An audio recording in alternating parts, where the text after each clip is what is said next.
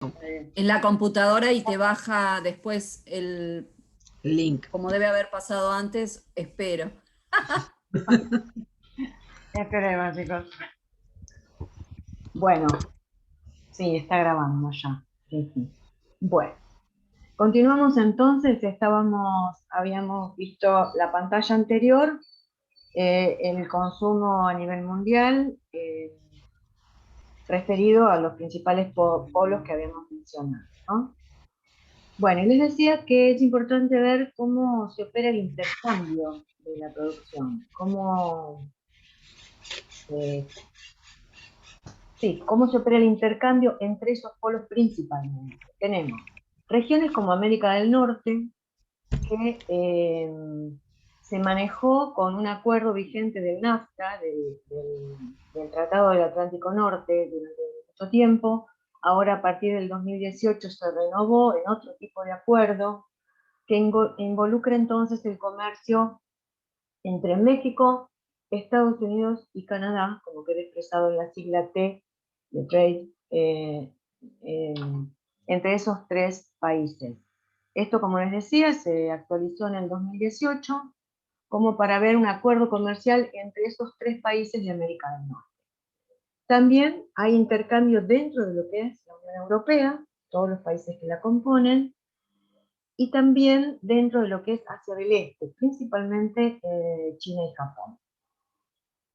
Tradicionalmente, entonces, se operó un intercambio intrarregional, y así se desarrolló la comercialización internacional apoyado en estos grandes acuerdos.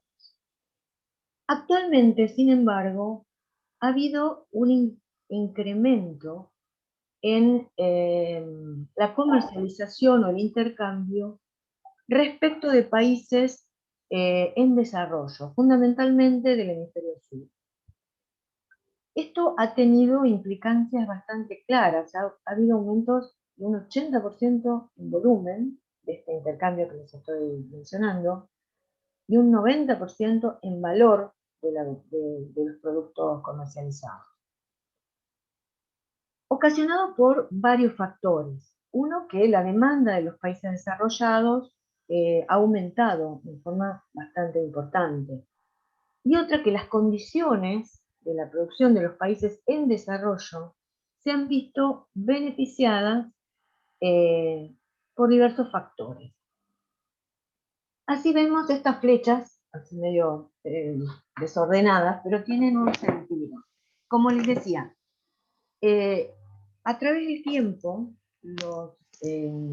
digamos, diversos factores de la producción se han operado cambios en ellos en los países desarrollados. Dicho de otra manera, producir en países desarrollados resulta cada vez más caro. El valor de la tierra es altísimo, el valor de la mano de obra también. Y en muchos de esos países las condiciones ambientales, agroecológicas para la producción de hortalizas no es óptima. Y cuando esto ocurre, ya vamos a ver, cuando avancemos en el desarrollo de la materia, cuando esto ocurre, hay que incorporar más tecnología. Incorporar más tecnología implica mayor inversión. Todo esto da un cuadro que hace que los países desarrollados no siempre estén acompañados digamos, de un resultado económico financiero favorable para la producción.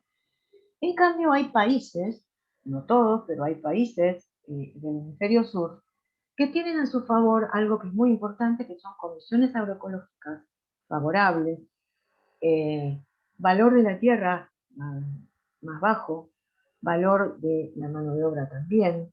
Todo esto ha jugado a favor de que se incrementara la producción en muchos países del hemisferio sur que puedan abastecer una demanda que cada vez va en mayor aumento en países desarrollados. Entonces ahora analizamos estas flechas. ¿Esto qué indica? Que América del Sur pueda exportar al hemisferio norte. ¿Al hemisferio norte a dónde? Puede ser la Unión Europea, también puede ser Norteamérica, o que África, en este caso sí debo señalar que las fechas digamos, parten del lugar equivocado, porque en realidad África, la producción que va destinada a la Unión Europea y también al este asiático, está en el norte de África. Es una región muy cercana al Mediterráneo, con condiciones bastante favorables, y que tienen una cercanía a los países de la Unión Europea que les permite, que les otorga una ventaja comparativa muy apreciable. Esto no quiere decir que no haya un intercambio entre lo que es los países del norte de Norteamérica con la Unión Europea y viceversa. Esto no quiere decir que no haya un intercambio interregional dentro de lo que es la Unión Europea o dentro de lo que es América del Norte, muy importante. Lo que estamos queriendo decir es que hay un incremento de la participación de países en desarrollo del hemisferio sur que cada vez tienen un acceso y un rol más preponderante en lo que es el comercio internacional, de la mano de estas ventajas comparativas que estamos señalando.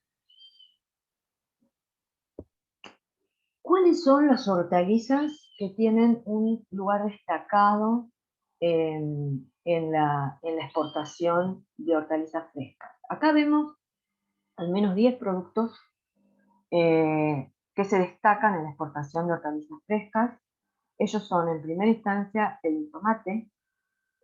Como pueden ver ahí, un 22% corresponde al tomate. Le sigue el pimiento dulce y también picante, cebolla, pepinos y pepinillos, repollo, ajo, en mucho menor medida espárrago, lechuga, coliflor y brócoli y hongo.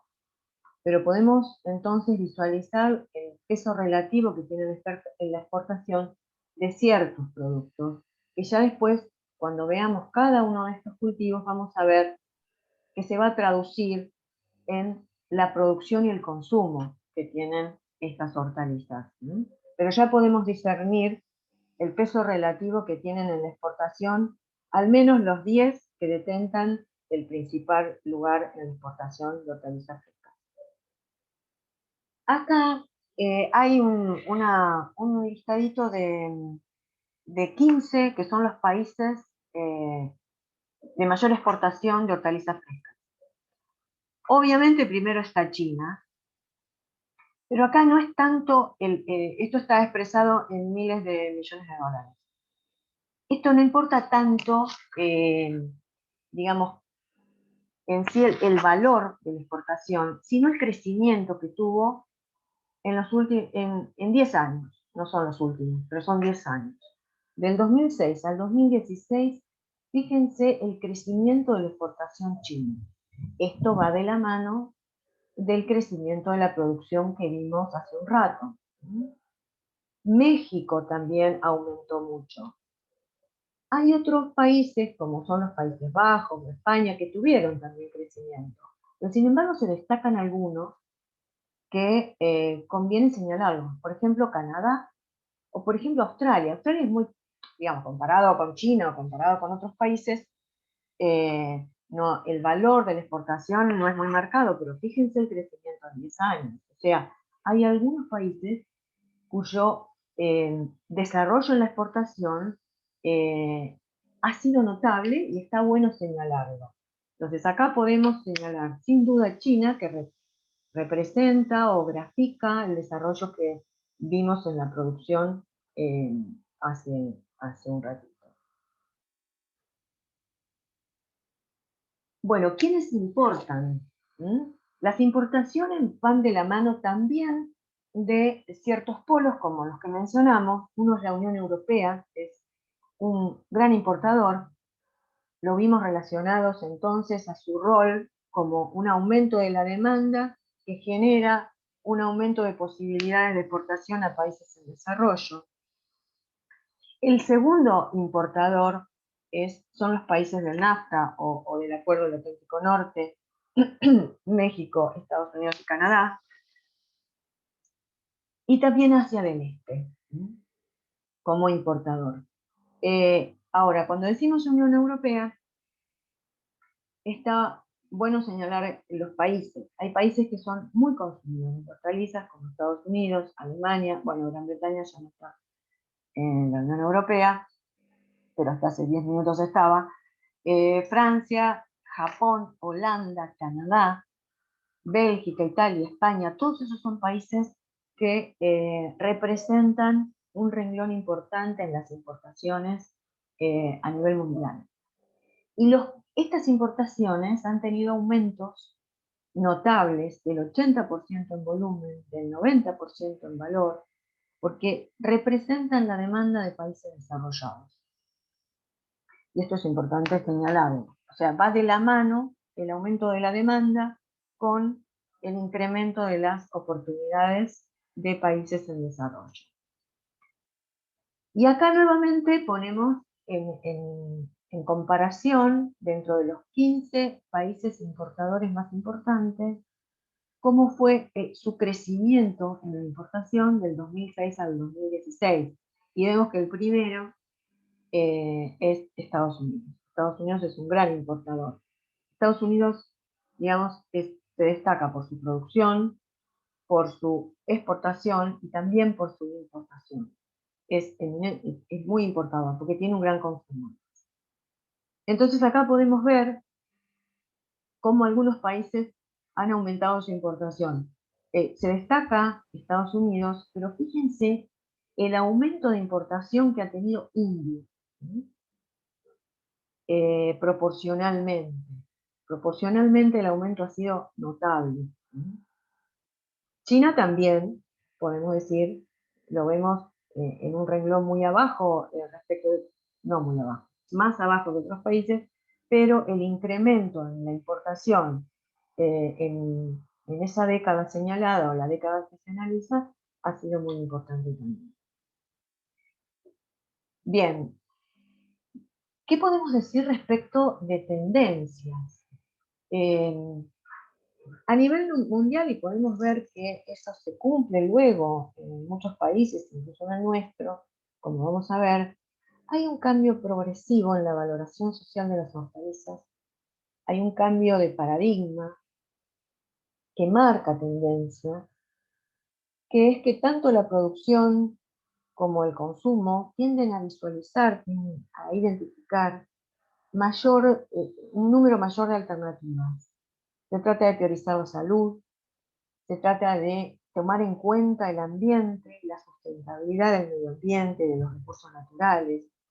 Se trata de priorizar, o no sé si priorizar, pero destacar el valor del sabor, ¿no? de este tipo de alimentos, de las hortalizas. De ahí que hoy por hoy se hable y se tengan en cuenta algunas certificaciones de proceso, como puede ser la producción orgánica, como pueden ser otras certificaciones, que hoy se busca incluso para producciones agroecológicas. Tomar en cuenta reglamentaciones, como son las buenas prácticas agrícolas, que ya vamos a hablar alguna cosita, que hoy se intenta y se está viendo en el Estado poder aplicar y fiscalizar, pero sobre todo que se lleven adelante este tipo de certificaciones.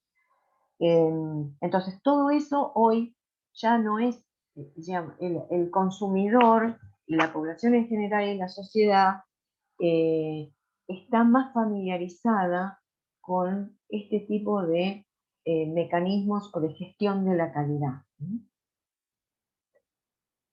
Bueno, ¿qué podemos decir o cómo contextualizar todo esto dentro de lo que es la horticultura argentina?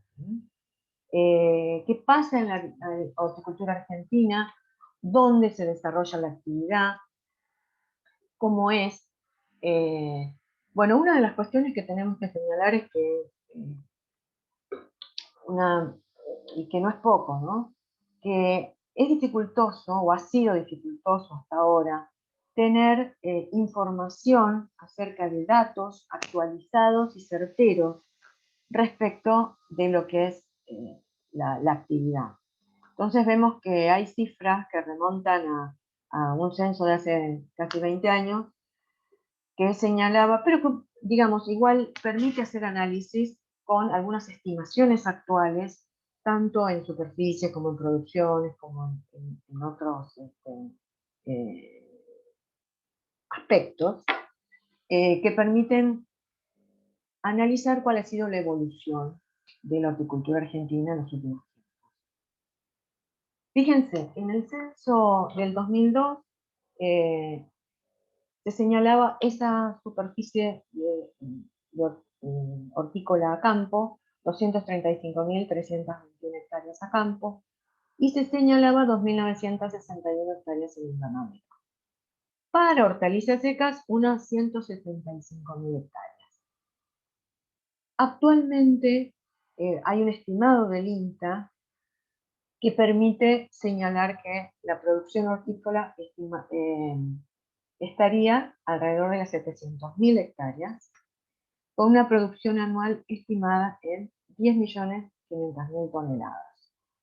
Es una actividad que, bueno, antes de estos valores del censo del 2002, ya había tenido una disminución en superficie que estaba interpretada como, no en líneas generales en todo el territorio nacional, sí en algunas regiones, como fue la región pampeana o la región del NOA, simplemente por una cuestión de el corrimiento de la frontera agrícola, digamos, el destino de ciertas tierras a otro tipo de producciones, pero también se señaló, con razón, de que esto fue compensado por un incremento en la incorporación tecnológica, en la eficiencia de los procesos, en el aumento de los rendimientos, y digamos que fue compensado de esa manera.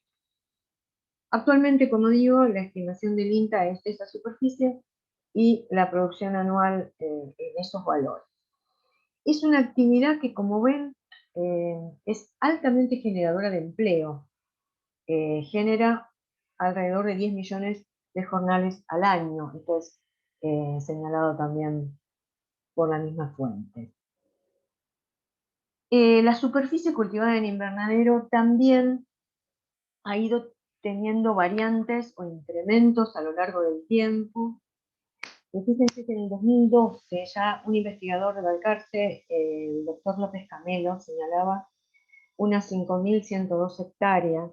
Él tomaba en cuenta la producción en invernadero que había en Corrientes, en el NOA, digamos, y en el NEA. Corrientes, fundamentalmente, después en Salta y Jujuy, en la parte del NOA, y en la zona, ya sea del Gran Buenos Aires, y también ya en Mar del Plata, donde estaba el crecimiento, la producción en invernadero. Y hacía una salvedad que era que el 80% de esa superficie de producción protegida estaba representada por hortalizas y un 20% por flores. El total, en otras zonas del país, llevaba a un total de 6.000 hectáreas aproximadamente. Actualmente ya se estiman unas 7.200 hectáreas de producción en invernadero. Bien. ¿Cuáles son, digamos, bueno, no nos cansamos de señalar que hay más de 35 especies diferentes de hortalizas que se producen en la Argentina, pero las más importantes, o las que representan el 85% del valor de la producción, están señaladas como dice en la pantalla, por estas que están ahí: ajo, cebolla, patata, frutilla, lechuga, papa, pimiento, poroto seco, tomate, zanahoria y zapallo. Esas son, digamos, en cuanto a valor de la producción, las que se destacan. En cuanto a la producción estimada, las que están arriba, o sea, papa, tomate, cebolla, batata, zapallo, zanahoria, lechuga, poroto seco y ajo, representan el 65% de la producción, no de valor, sino de producción. Y luego le siguen el 20% las que están más abajo, representan un 20% de la producción estimada. ¿Cuál es el destino? ¿Cuál es el rol o el perfil que tiene Argentina en cuanto al destino de su producción hortícola? Como ven ahí, el rol o el perfil argentino es un perfil de país productor para mercado interno. O sea, el total exportado no pasa de, no sé, 1,5, 1,8, como está señalado ahí para un año, como es el 2016. El complejo hortícola entonces no supera esos valores de exportación respecto del total de las exportaciones nacionales. Los últimos años entonces, más del 90% va a mercado interno. ¿A dónde va? Y bueno, en principio va el 40% al área metropolitana, que es donde está la mayor población del país, donde está la demanda, donde se destaca la mayor demanda a nivel nacional. Y como les decía, después lo que se exporta, que bueno, hay variaciones según los años, pero está alrededor de ese 1,8, 1,5, 1,6 del total exportado, que varía en términos de valor del total exportado por el tipo de cambio, pero los destinos serían principalmente Mercosur. Esto tiene una ventaja el Mercosur porque por su cercanía, obviamente, la posibilidad de fletes terrestres. Después también hay un destino que es los países de América del Norte y también la Unión Europea. ¿Cuáles son los rubros exportables? El primero es poroto seco, poroto seco, después ajo y cebolla, son productos que, bueno, ya después vamos a analizar mejor cuando veamos cada uno de ellos, o cuando veamos productos, pero son algunas de las hortalizas que por su naturaleza, por la naturaleza del producto en sí, permiten un manipuleo y un transporte y una comercialización terrestre o bajo, digamos, ciertas condiciones que permiten entonces, facilitan estas etapas de la cadena comercial. Y también está papa, calabaza y tomate, pero en este caso procesados, no en fresco. ¿Qué podemos decir de la actividad hortícola?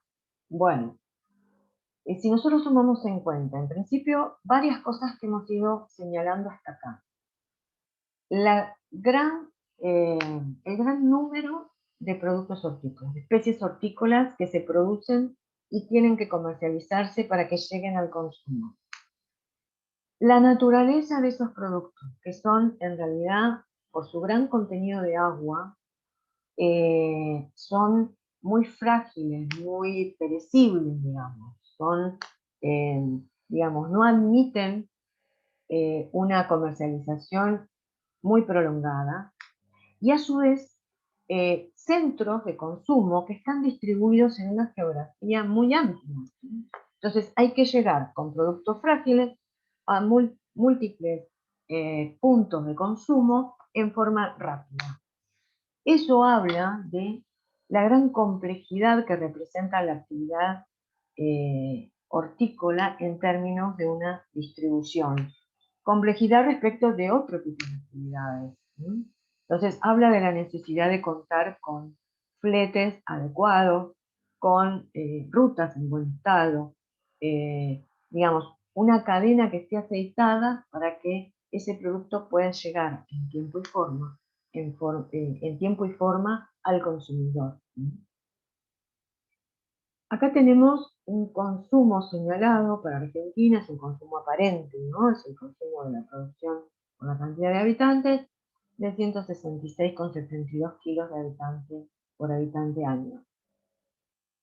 Bueno, esto incluido el consumo de papa, que, digamos, hay que señalarlo porque el consumo de papa es un consumo que se va a mantener o se mantiene bastante estable a lo largo del tiempo. varía poco. En cambio, el resto de las hortalizas van sufriendo variantes, y esto también es algo que hay que considerar, y que hay que considerar en el último tiempo, que es la variación del consumo de hortalizas tiene relación también con los ingresos de la familia. Cuanto mayor es el ingreso familiar, se ven variaciones en términos de el consumo de hortalizas, de distintos tipos de hortalizas. Hay algunos que se destacan, como es el de tomate, digamos, pero bueno, pero eso hay que decir que en cuanto hay un aumento de ingresos a nivel familiar, hay un aumento de este tipo de hortalizas y una disminución a la hora de elegir hortalizas más pesadas o suculentas, digamos, ¿no? Entonces hay que señalar esto como un punto de interés a la hora de estudiar o hacer estudios de consumo respecto de hortalizas. Si vamos a señalar o vamos a referir la importancia social, bueno, en principio estamos hablando de una actividad que genera alimentos, ¿no? O sea, ya de por sí eso marca la importancia social de las hortalizas, o de la actividad hortícola, mejor dicho. Y también, o sea, por un lado genera alimentos a la sociedad, por otro lado genera empleo. Y genera empleo en toda la cadena. Volvamos al inicio cuando decíamos que era bueno señalar toda la cadena de la horticultura, y no solamente el eslabón de producción primaria. Porque si bien el eslabón de la producción primaria es el que genera más empleo, luego está el eslabón de la comercialización, de la industrialización y del transporte, que también es generador de empleo. Entonces, en toda esa cadena, cada uno de los eslabones genera empleo. Y esto es importante, marca otro aspecto de la importancia social de la actividad. El sector productor ha estado históricamente bastante desorganizado, digamos. A nivel gremial, es una característica que se ha mantenido a lo largo del tiempo, que de pronto eso lo ha diferenciado de lo florícola. El productor florícola, por ejemplo, después ya lo vamos a ver, pero para marcarles la diferencia. Desde hace un siglo casi tienen la Cooperativa Argentina de Floricultores, digamos, tiene una tendencia a asociarse a través de cooperativas, que no fue una característica indicadora o sobresaliente, digamos, del productor hortícola. Entonces eso, el estar gremialmente desorganizado, atomizado, no ha jugado a favor, digamos. No es que lo perjudicó, sí lo perjudicó, pero digamos que no lo ayudó. No lo ayudó en múltiples aspectos, que ustedes pueden analizar muy bien.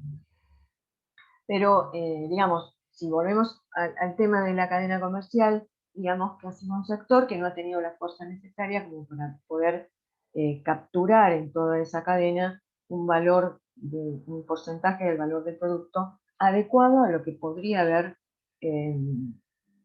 obtenido, ¿no? Y otro aspecto que hay que señalar, que ha sido muy importante en los últimos 20 años, digamos, ha sido la innovación tecnológica que se ha desarrollado, que se ha operado en la actividad.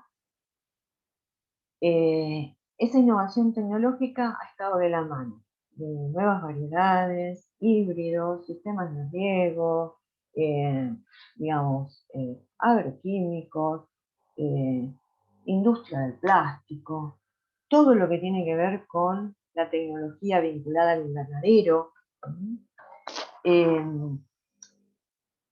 lo cual tuvo un efecto muy marcado en lo que es el aumento de los rendimientos, y esto ha sido no solo en los cultivos de invernadero, sino también se ha traducido en otros cultivos de campo, donde la horticultura se ha destacado en todos estos aspectos que les acabo de notar.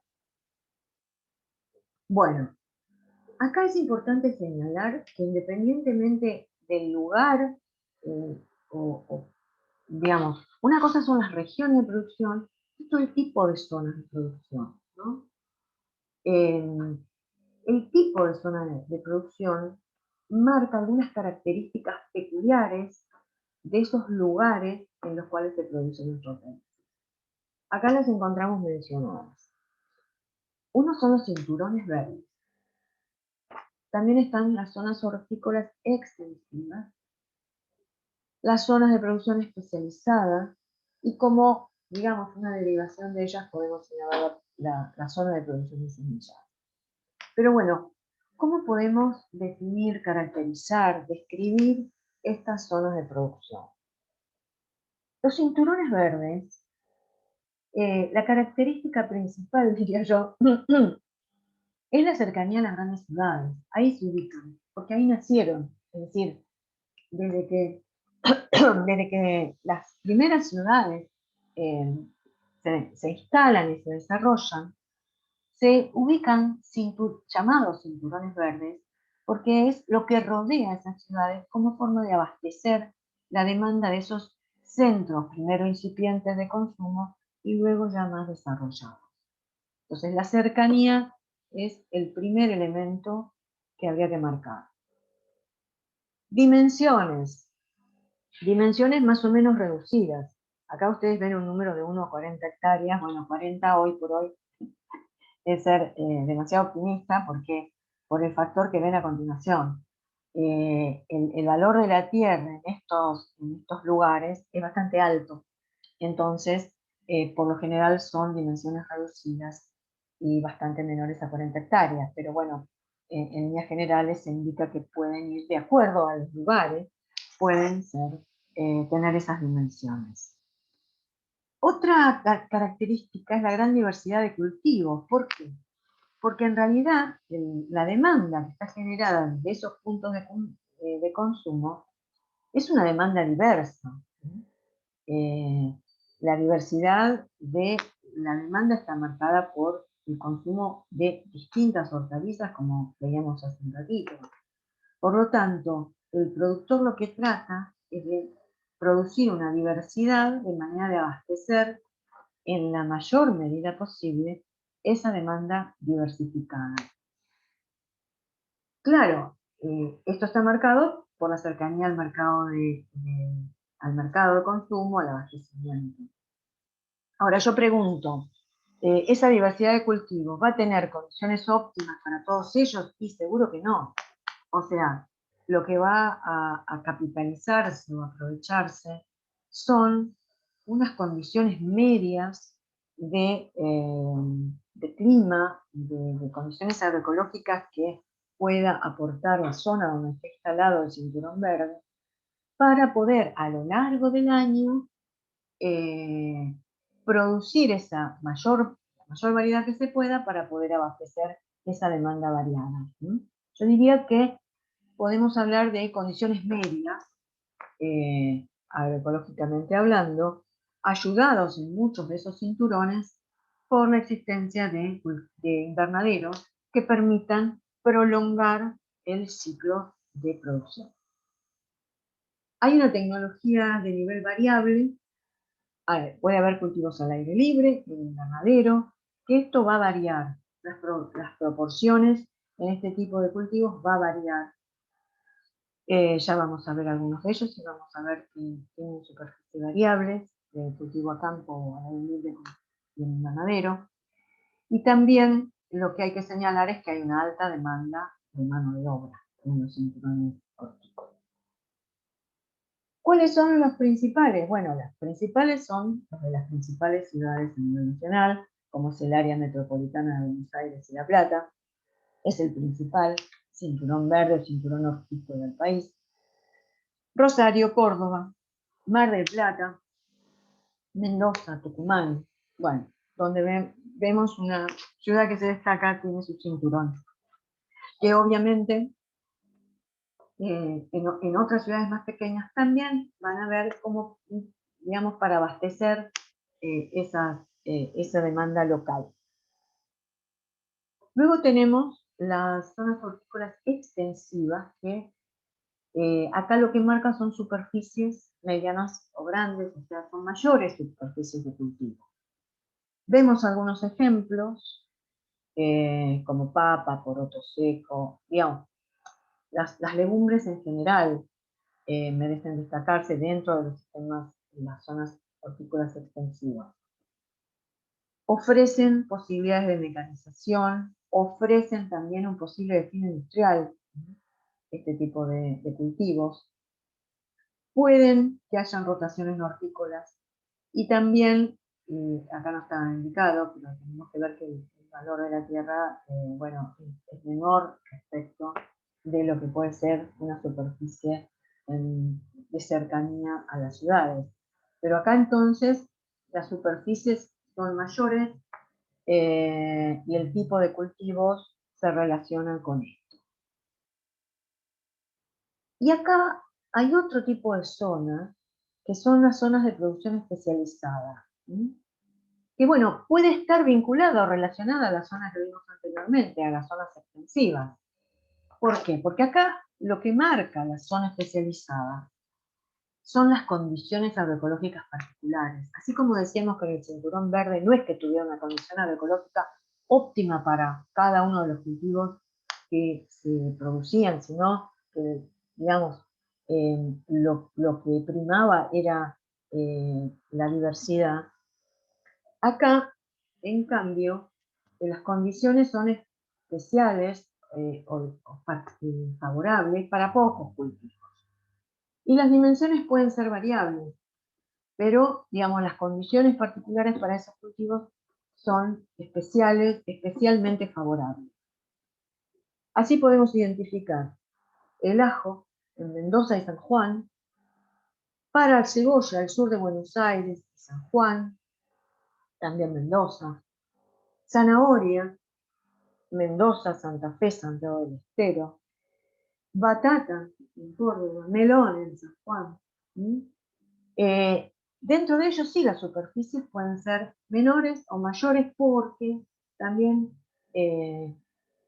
una de las cosas que por ahí no sé si dije es que la horticultura, al hablar de empresas, nosotros hablamos que la horticultura permite distintas dimensiones relativas a empresas, como puede ser pequeñas y medianas empresas, pymes, o empresas más grandes. Entonces así se puede ver productores de cebolla que tienen más acotada la superficie de producción, o productores de cebolla del sur de Buenos Aires, más importante, que exportan, que producen cebolla para exportar. Entonces, acá lo que prima y lo que hay que tener en cuenta es las condiciones especiales para la producción de esas hortalizas.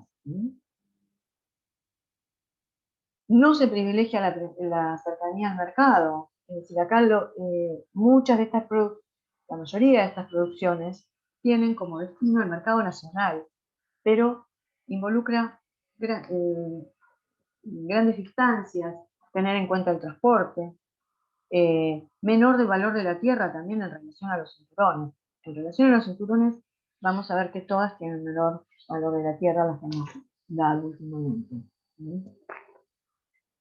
Entonces, tener en cuenta eso. Y en cuanto a producción de semilla, que es una derivación de lo que acabamos de decir, son regiones donde las condiciones ambientales aseguran un buen desarrollo vegetativo y las condiciones óptimas para la producción de semilla, como son alta luminosidad, baja humedad relativa, precipitaciones bajas. Obviamente eso colabora todo con el tema de la baja humedad relativa. Entonces, las principales zonas productores, ¿dónde estarán? Bueno, las principales son Mendoza y San Juan, también están los valles calchaquíes, en Salta y Tucumán, Catamarca, La Rioja, en Río Negro, en Cholechuel.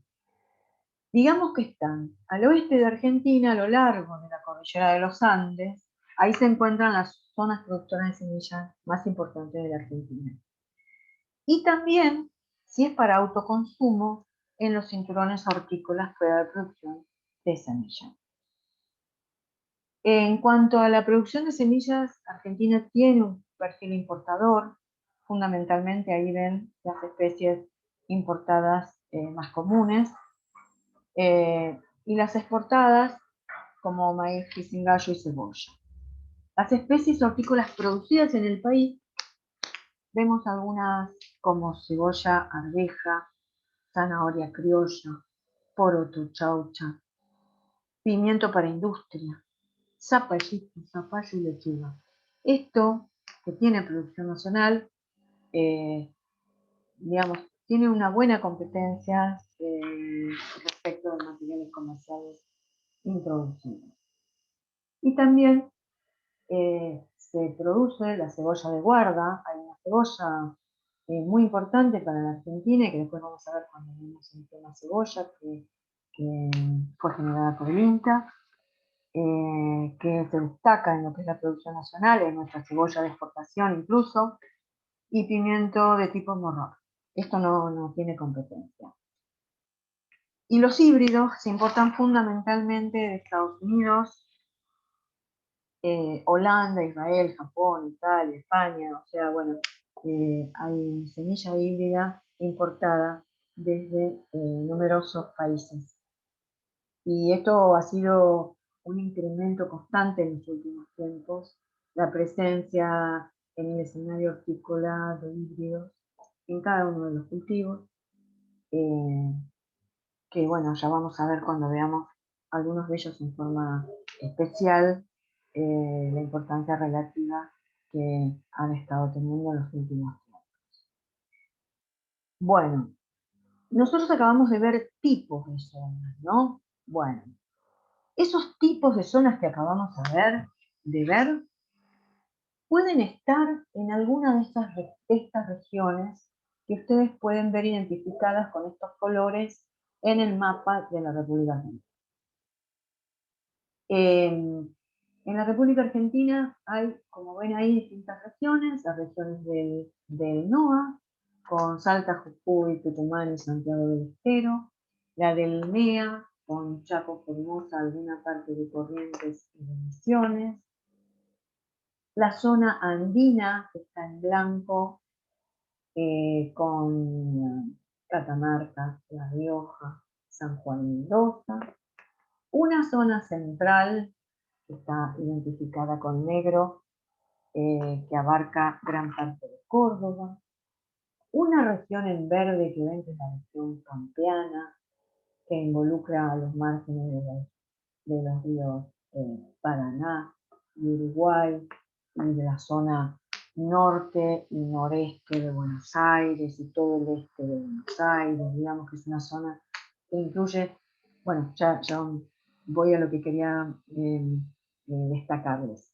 Y después una región patagónica, que está en amarillo, que involucra a los valles de casi todos los ríos de la región patagónica, Río Colorado, Negro, Limay, Chubut, Neuquén, bueno, de todos esos ríos. En todas estas regiones se pueden identificar los tipos de zona que acabamos de describir. Es decir, por ejemplo, pongamos la región pampeana.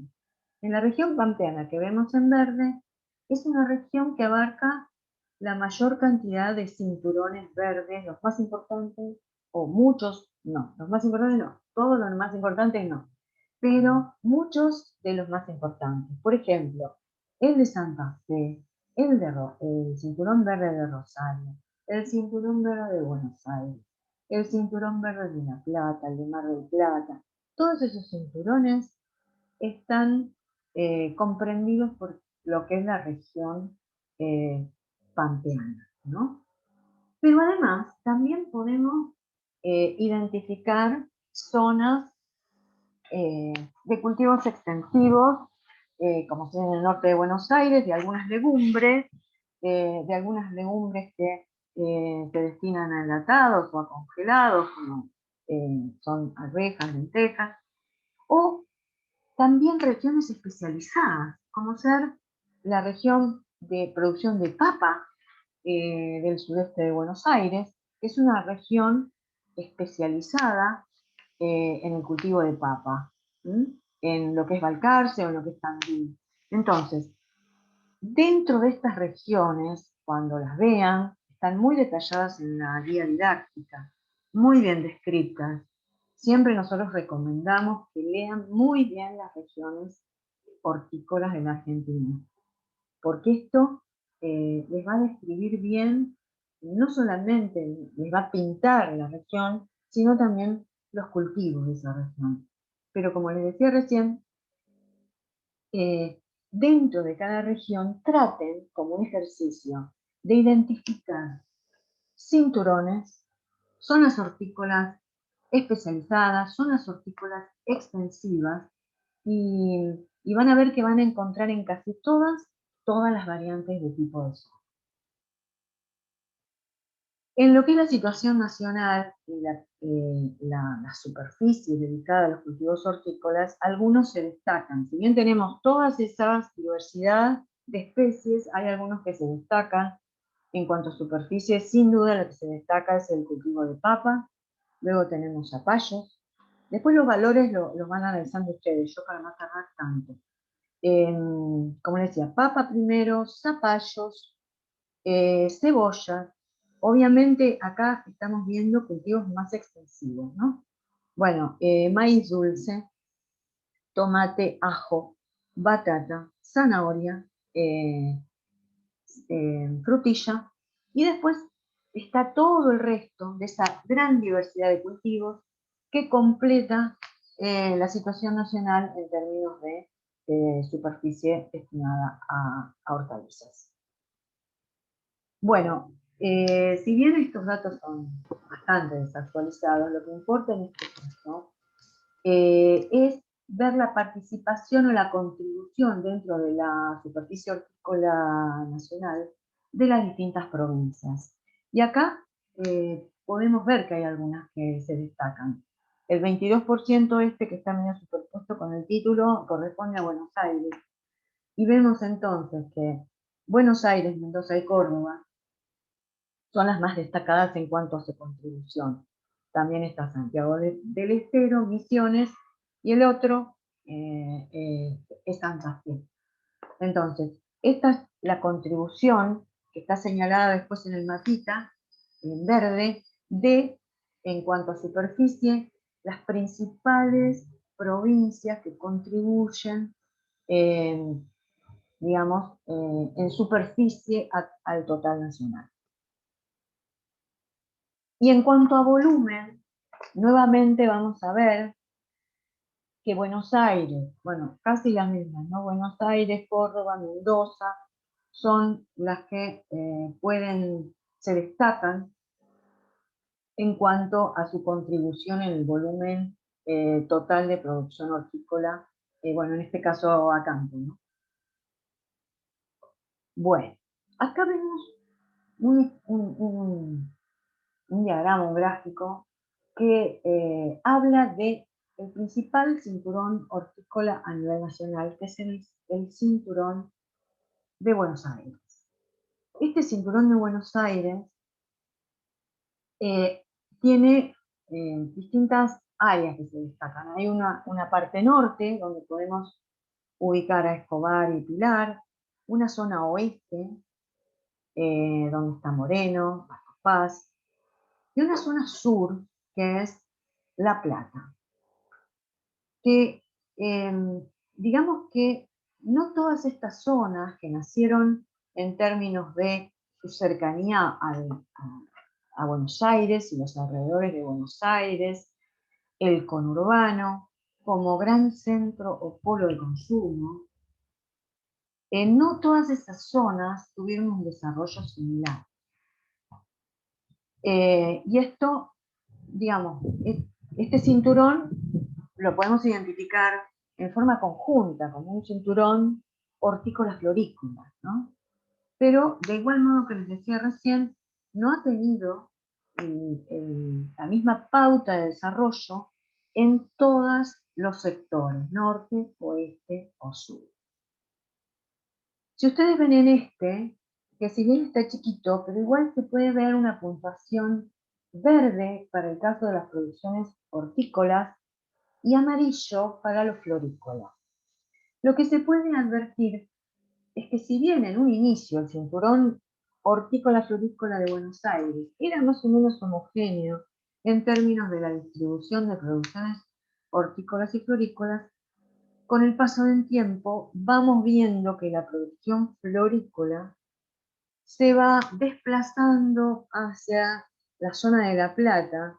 Ya se habla del cinturón hortícola o zona de los alrededores de La Plata.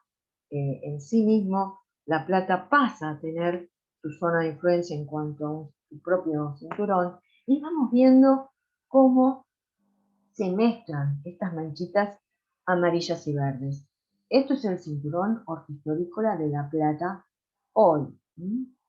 Entonces, la actividad florícola se ha ido desplazando y la actividad hortícola ha ido creciendo, se ha ido desarrollando y ha tenido su propio desarrollo particular respecto de otras áreas del cinturón bonaerense. Acá podemos ver que el cinturón hortiflorícola de La Plata, de Buenos Aires, mejor dicho, en el 2005, podemos ver que el partido de Pilar y Escobar, recuerdan el diagrama, hacia el norte, tenía una superficie total de 5.800 hectáreas, y el partido de Pilar y Escobar particularmente tenía 830 hectáreas.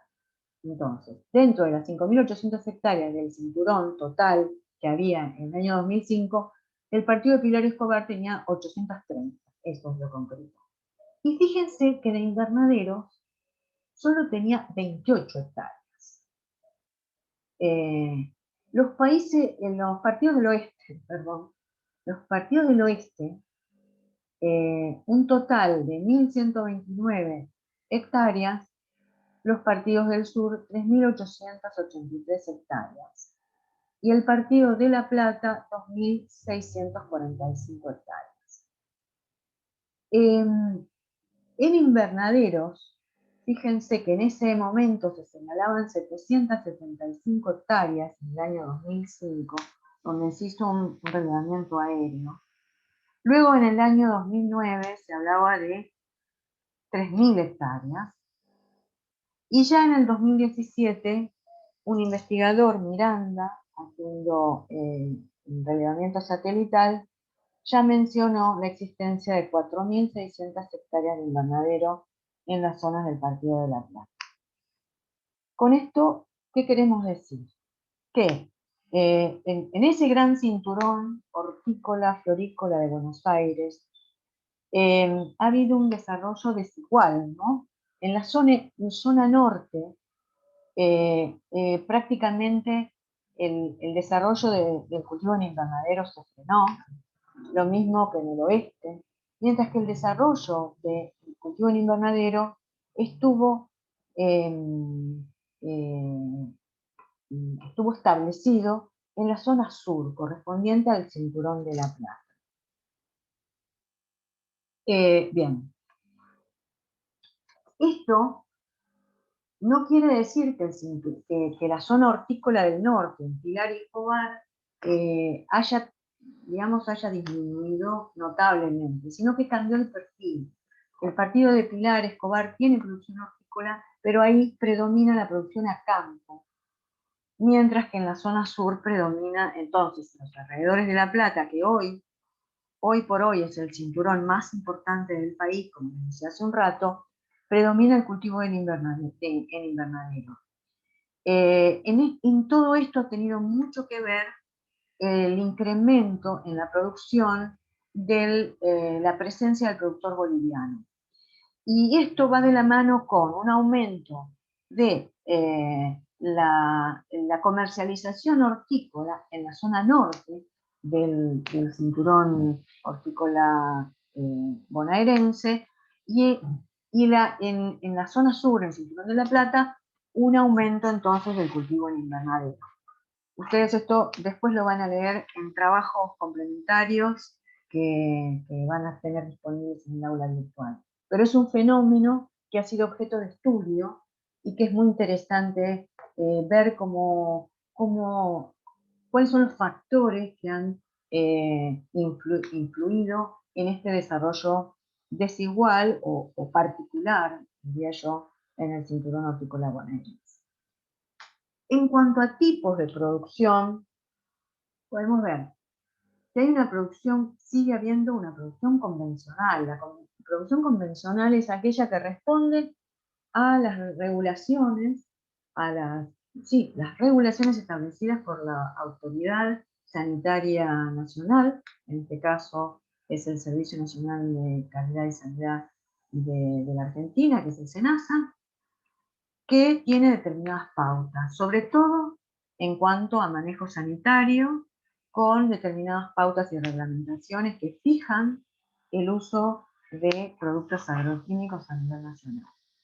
Después tenemos algunas certificaciones de proceso que han respondido a regulaciones, a últimas regulaciones, yo lo he mencionado hace un rato, las buenas prácticas agrícolas. Las buenas prácticas agrícolas, hay regulaciones de los últimos tiempos que han marcado, mejor dicho, que a partir de, así como a partir de enero del 2020 empezaban a ser obligatorias las buenas prácticas agrícolas en cultivos frutícolas, este año, a partir de enero del 2021, han pasado a ser obligatorias las buenas prácticas agrícolas en hortalizas.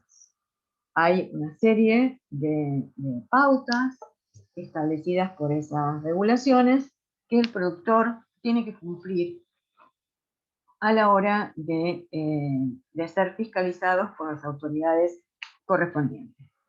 Después está la producción orgánica, que tiene sus propias regulaciones, sus propias entidades, digamos, regulada por la Autoridad Sanitaria Nacional, que es el SENASA, y fiscalizada por distintas empresas certificadoras que están auditadas por el SENASA, obviamente.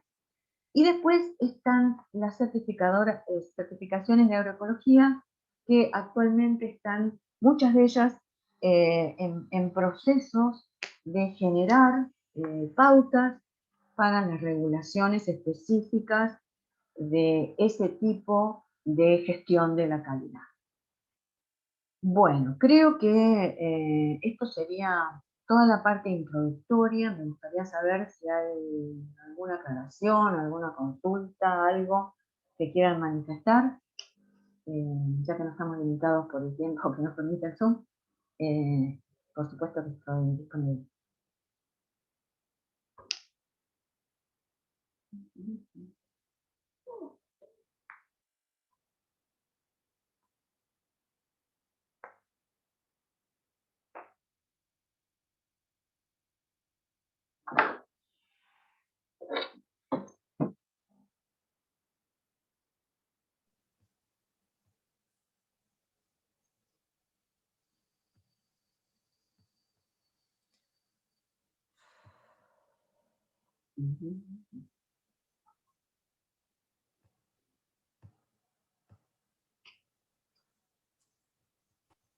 Bueno, entonces yo diría